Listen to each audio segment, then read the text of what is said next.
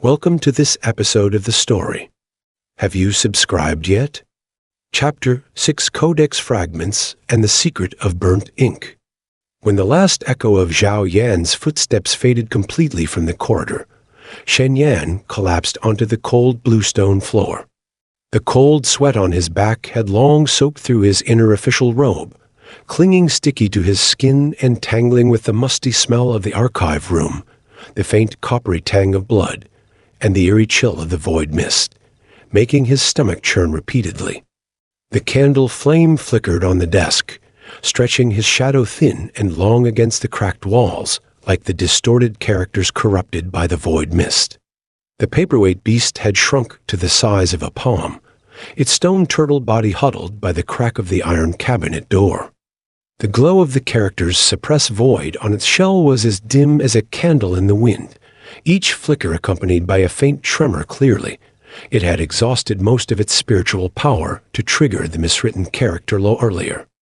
The ink spirit crawled out of Shen Yan's lapel, its inch-tall body still trembling slightly, fear etched across its inky little face, and its thin voice trembled with tears. "Master, that law enforcement guard's gilded badge was so powerful. It almost pierced the suppress void barrier. If the secret inside the iron cabinet was discovered, we'd all be arrested and interrogated by the prison Codex division." Shen Yan raised his hand to wipe the cold sweat from his forehead. The touch of the icy bone brush in his sleeve, and the faint warmth connected to his bloodline, helped him regain a shred of composure. He turned to the locked iron cabinet. The barrier erected by the paperweight beast still shrouded the door, but its glow was so thin it was almost transparent through the cracks. The aura of the void mist inside the cabinet grew thicker by the moment, and a faint hissing sound could be heard, as if something was writhing within the mist. Each sound tightened Shen Yan's heart. "Paperweight beast, are you all right?" Shen Yan asked softly, reaching out to touch it, only to be repelled by the barrier.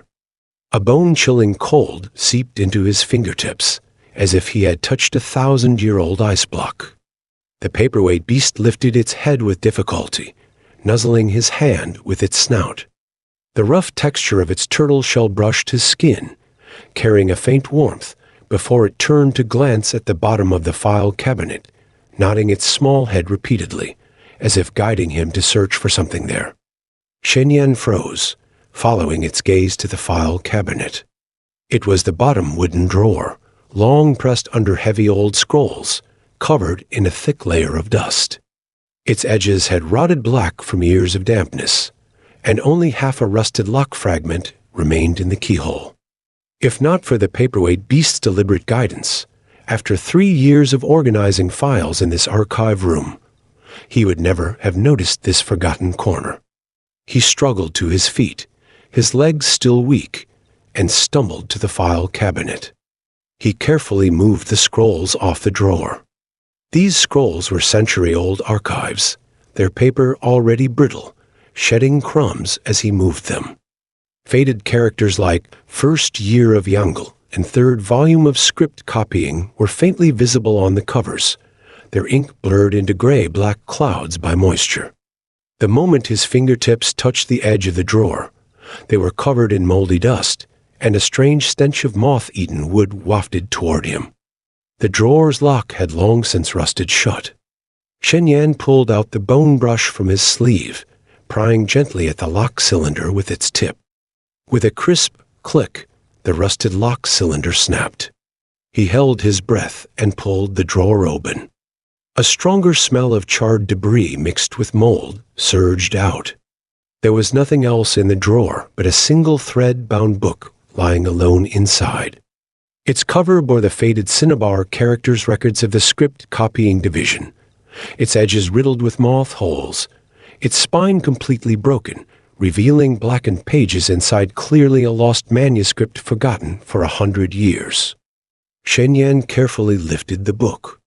The moment he touched it, the outermost pages crumbled into pieces, falling onto the bluestone floor like a shower of black butterflies. He quickly placed the book on the desk, flipping through it by the flickering candlelight. He found the paper was rare mulberry bark paper, still resilient after a century, though most of the characters were obscured by mold and moth damage. Only a few pages written with cinnabar mixed with a special ink were unusually clear, obviously a secret record deliberately left by the head of the script copying division back then. In the 3rd year of the Yongle reign, 7th month of autumn, the prison Codex division was ordered to purge demonic ink, claiming that spirit-awakened ink cakes stirred false laws and disrupted the Codex Compilation Bureau's fortune. 1,000 jinn of spirit-awakened ink cakes were gathered at the ink-burning pit behind the mountain and set on fire. The ink cakes wailed in the flames, transforming into human-shaped ink shadows that struggled in the fire, their cries carrying for 10 li, moving all who heard them. Shen Yan's fingertips brushed the pages, and the lines of writing seared his heart like red-hot irons. The prison Codex division suppressed the ink shadows with ink-suppressing talismans. Wherever the talismans fell, the ink shadows dissipated, turning into black smoke that shrouded the mountain for 3 days without dispersing.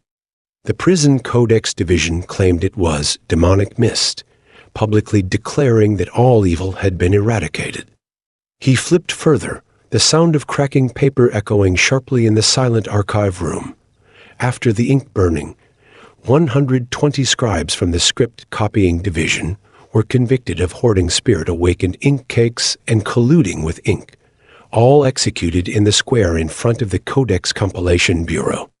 Their ink cakes were all confiscated and taken to the ink-burning pit. Not a single one survived. For the next 3 years, every full moon night in the script copying division, there would be spirit-awakened ink cakes. The prison Codex division covered it up, executing them secretly. No spirit-awakened ink cake or its owner escaped. So that's the truth. Shen Yan's throat tightened, and a bone-chilling cold shot to the top of his head. He finally understood why the Codex Compilation Bureau had always claimed spirit-awakened ink cakes were demonic creatures, and why the awakening of his own ink cake had drawn the law enforcement guards questioning it was never about false laws. But the prison Codex division's fear of the secret behind spirit-awakened ink cakes. So much so that they had slaughtered over 100 script copying division scribes and hunted down every spirit-awakened ink cake.